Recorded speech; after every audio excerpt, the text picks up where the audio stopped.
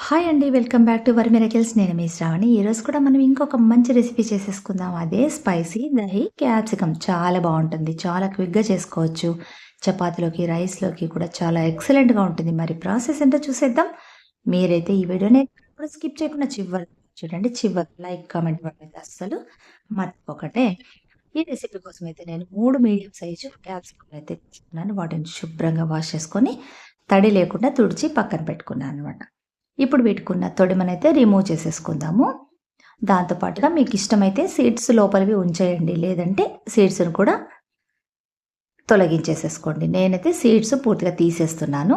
ఇలా సీడ్స్ అన్నీ కూడా తీసేసుకున్న తర్వాత వీటినైతే పొడుగు పొడుగు ముక్కలుగా కట్ చేసుకోవాలి. పొడవుగా స్లైసెస్‌గా కట్ చేసుకోవాలి. చిన్న చిన్న ముక్కలుగా కాకుండా పొడుగా అయితేనే ఈ రెసిపీలోకైతే మనకు చాలా బావుంటుంది టేస్ట్ అనేది. ఇలా మీరు ఎన్ని తీసుకున్నారో అన్నీ కూడా సేమ్ ప్రాసెస్‌లో కట్ చేసి స్లైసెస్‌గా పక్కన పెట్టుకోండి. దాంతో పాటుగా క్యాప్సికమ్‌లో rich protein, vitamin, anti oxidants ఎక్కువగా ఉంటాయి కాబట్టి డైలీ మనము మన డైట్‌లో భాగమైతే చేసుకోవాలి. తర్వాత టీనేజర్స్ కావచ్చు, మిగతా వాళ్ళకి కూడా కావచ్చు. బాడీ ఫిట్‌గా ఉండడానికి క్యాప్సికమ్ చాలా హెల్ప్ అవుతుంది. సో, ఇలా మీరు కట్ చేసుకున్నవన్నీ గిన్నెలో పక్కన పెట్టుకున్నాక 2 మీడియం సైజ్ ఉల్లిపాయలు తీసుకొని అవి కూడా స్లైసెస్‌గానే పల్చగా కట్ చేసుకుందాము. ఒకదానికొకటి లేయర్ అనేది అతుక్కోకుండా సెపరేట్ అయితే చేసుకోవాలి ఇవి కూడా. అప్పుడే మనకు తొందరగా ఫ్రై అవుతాయి. దీంట్లో ఉన్న వాటర్ రిలీజ్ అవ్వడం వల్ల ఈ రెసిపీలోకైతే మనం వాటర్ అనేది యాడ్ చేయాల్సిన అవసరం అయితే ఉండదు. ఇప్పుడు వీటిని కూడా పక్కన పెట్టుకుందాం. తర్వాత ఒక ప్లేట్ తీసుకుందాము, పెద్ద ప్లేటు. అందులోకైతే మనం కట్ చేసి పెట్టుకున్న క్యాప్సికమ్ ముక్కలన్నిటిని కూడా వేసేసుకుందాం. ఇందులోకి మనం కట్ చేసి పెట్టుకున్న ఉల్లిపాయ ముక్కలను కూడా వేసేసుకుందాం. ఇప్పుడు వీటిలోకి రుచికి సరిపడా కాస్త సాల్ట్ వేసుకుందాం. పావు టీ స్పూన్ అంత పసుపు, మీరు తినగలిగినంత రెడ్ చిల్లీ పౌడరు, 1 స్పూన్ దాకా ధనియా పౌడరు, 1 స్పూన్ దాకా కస్తూరి మేతిని కొంచెం చేత్తో ఇలా క్రష్ చేసి వేయండి. ఫ్లేవర్ అనేది చాలా బావుంటుంది. తర్వాత ఒక 2 స్పూన్ల దాకా ఆయిల్ కూడా చేతిలోకి వేసుకొని అంతా కూడా బాగా ఈవెన్‌గా కలిపేసుకోండి. ఒక 2 నిమిషాల పాటు బాగా ఇవన్నీ కూడా ముక్కలకి ఉప్పు, కారాలు పట్టేలాగా కలిపేసుకోవాలి. అప్పుడే మనకు ఆనియన్‌లో ఉన్న వాటర్ అంతా కూడా బాగా వచ్చేసి మనకు కర్రీలో అయితే వాటర్ అవసరం అనేది ఉండదు. అన్నీ కూడా బాగా కలిపేసుకుందాము. ఇలా 2 నిమిషాల పాటు బాగా అన్నీ కలిపేసుకున్న తర్వాత ఇప్పుడు మనము వేయించి పొట్టు తీసేసుకొని క్రష్ చేసి పెట్టుకున్న పల్లీల మిశ్రమం కూడా ఇందులోకైతే యాడ్ చేసేసుకుందాం. ఒక 50 గ్రామ్స్ దాకా పల్లీలు వేసుకుంటే సరిపోతుందండి. కావాలనుకుంటే మీరు పొట్టుతోనే క్రష్ చేసుకోవచ్చు. నేను పొట్టు తీసేసి క్రష్ చేసుకున్నా. ఇప్పుడు ఆ మిశ్రమం కూడా వేసేసి అంతా కూడా ఇట్లా కలిపేసుకోవాలి. మీదకి కిందకంతా కూడా కలిపేసుకోవాలి. ఇలా కలిపేసుకున్న తర్వాత దీన్నైతే ఒక 5 నిమిషాల పాటు పక్కన పెట్టేసుకుందాం. ఇప్పుడు స్టవ్ వెలిగించుకుందాం. స్టవ్ పైన అయితే ప్యాన్ పెట్టుకొని అందులోకి ఒక 3, 4 స్పూన్ల దాకా ఆయిల్ అయితే వేసుకుందాం.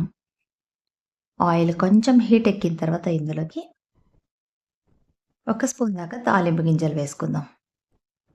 దాంతో పాటుగా ఒక 5, 6 వెల్లుల్లిపాయని ఇలా క్రష్ చేసుకొని వేసుకుందాం. ఇవి బాగా రెడ్‌గా అయ్యేదాకా కూడా ఫ్రై చేసేసుకోవాలి. అప్పుడే మనకు వెల్లుల్లి ఫ్లేవర్ అనేది బాగా తెలుస్తుందనమాట. ఇవి బాగా రెడ్‌గా అయిపోయిన తర్వాత ఇందులోకి మనం పక్కన చేసి పెట్టుకున్న క్యాప్సికమ్ మిశ్రమాన్నంతటిని కూడా ఇందులోకైతే వేసేసుకుందాం. ఇలా ఇదంతా వేసిన తర్వాత ఒకసారి మీదకి కిందకంతా కూడా బాగా కలిపేసుకుందాము. లేదంటే తొందరగా అడుగనేది పట్టేస్తుంది. అందుకే కలిపేసుకోవాలి. దాంతో పాటు ఈ రెసిపీ అంతా కూడా మనము లో టు మీడియం ఫ్లేమ్ మీదనే చేసుకోవాలి. ఎందుకంటే వాటర్ అనేది అవసరం ఉండదు కాబట్టి హై ఫ్లేమ్ మీద పెట్టినట్టయితే తొందరగా మాడిపోతుంది. అందుకే లో టు మీడియం ఫ్లేమ్ మీద పెట్టుకొని అప్పుడప్పుడు చెక్ చేసుకుంటూ మనము ఇలా కలిపేసుకుంటూ ఉండాలి. అప్పుడే మనకు టేస్ట్ అనేది చాలా బావుంటుంది. ఇలా అంతా కూడా కలుపుకున్నాక మూత పెట్టేసి ఒక 5-8 నిమిషాల పాటు మనము మగ్గనిచ్చాలి ఈ ముక్కలన్నిటిని కూడా. 5 నిమిషాల తర్వాత మీకు చూపిస్తున్నానండి. చూడండి బాగా క్యాప్సికమ్ ముక్కలు, ఉల్లిపాయ ముక్కలు బాగా మగ్గిపోయినాయి కదా! ఇప్పుడు అంతా మీదకి కిందకి ఒకసారి బాగా కలిపేసుకుందాం. ఎక్కడ కూడా మనకు అడుగనేది పట్టలేదు. ఇలా అంతా కలుపుకున్న తర్వాత ఇప్పుడైతే ఇందులోకి మనము 1 లేదా 1.5 స్పూన్ దాకా శనగపిండినైతే యాడ్ చేసేసుకుందాం. దీనివల్ల టేస్ట్ అనేది చాలా బావుంటుంది.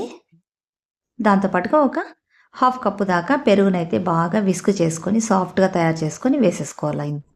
ఎక్కడ కూడా ఉండలనేది లేకుండా, పెరుగు గడ్డలు లేకుండా బాగా సాఫ్ట్‌గా చేసేసుకున్న తర్వాతనే ఇందులోకైతే వేయాలి.